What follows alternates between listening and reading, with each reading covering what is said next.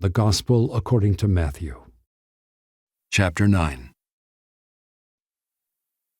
And getting into a boat, he crossed over and came to his own city. And behold, some people brought to him a paralytic lying on a bed. And when Jesus saw their faith, he said to the paralytic, "Take heart, my son, your sins are forgiven." And behold, some of the scribes said to themselves, "This man is blaspheming." But Jesus, knowing their thoughts, said, "Why do you think evil in your hearts? For which is easier, to say, 'Your sins are forgiven,' or to say, 'Rise and walk'? But that you may know that the Son of Man has authority on earth to forgive sins." He then said to the paralytic, "Rise, pick up your bed and go home." And he rose and went home. When the crowd saw it, they were afraid, and they glorified God who had given such authority to men. As Jesus passed on from there, he saw a man called Matthew sitting at the tax booth, and he said to him, "Follow me." And he rose and followed him. And as Jesus reclined at table in the house, behold, many tax collectors and sinners came and were reclining with Jesus and his disciples. And when the Pharisees saw this, they said to his disciples, "Why does your teacher eat with tax collectors and sinners?" But when he heard it, he said, "Those who are well have no need of a physician, but those who are sick. Go and learn what this means. I desire mercy and not sacrifice, for I came not to call the righteous, but sinners." Then the disciples of John came to him, saying, "Why do we and the Pharisees fast, but your disciples do not fast?" And Jesus said to them, "Can the wedding guests mourn as long as the bridegroom is with them? The days will come when the bridegroom is taken away from them, and then they will fast. No one puts a piece of unshrunk cloth on an old garment, for the patch tears away from the garment, and a worse tear is made. Neither is new wine put into old wineskins. If it is, the skins burst, and the wine is spilled, and the skins are destroyed.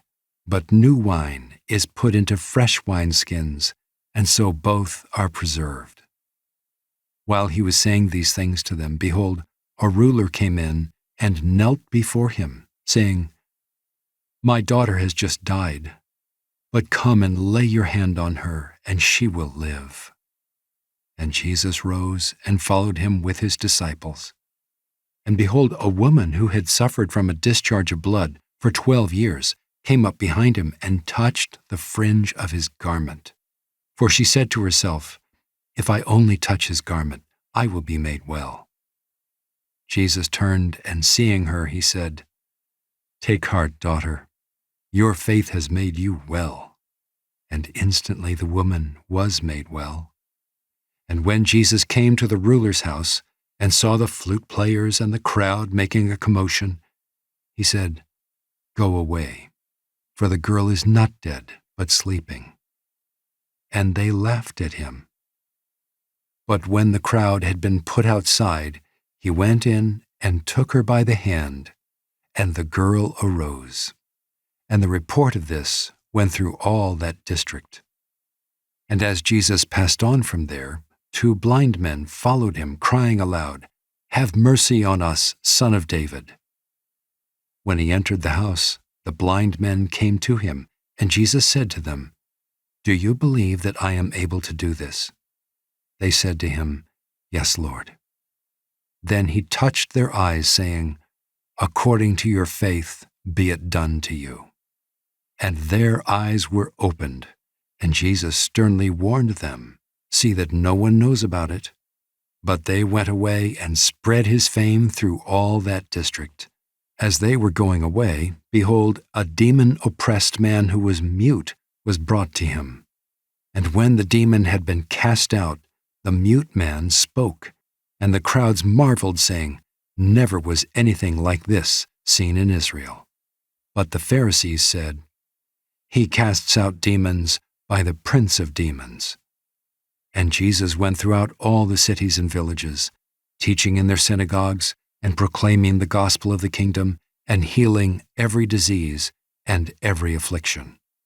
When he saw the crowds, he had compassion for them, because they were harassed and helpless, like sheep without a shepherd. Then he said to his disciples, "The harvest is plentiful, but the laborers are few. Therefore pray earnestly to the Lord of the harvest to send out laborers into his harvest."